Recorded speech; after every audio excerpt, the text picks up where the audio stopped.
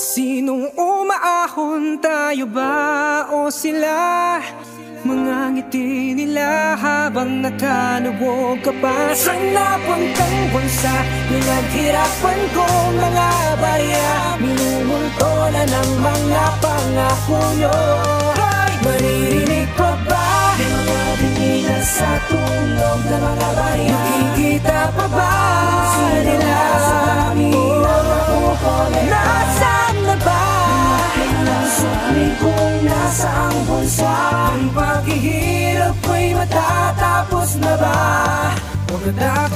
Paano makakaahon sa pagkakalubog sa sariling sinilangan ng hantungon ay puntod? Araw-araw kakayod kay pa umabot sa tuhod ng baha. Kailangan pumasok kahit uugod-ugod. Magtitiis, magbubulag-bulagan para sa barya. Okay lang makibaka kakasyo para sa kanilang mga nakaupo sa silya na di mauga-uga habang ang bahay ng iba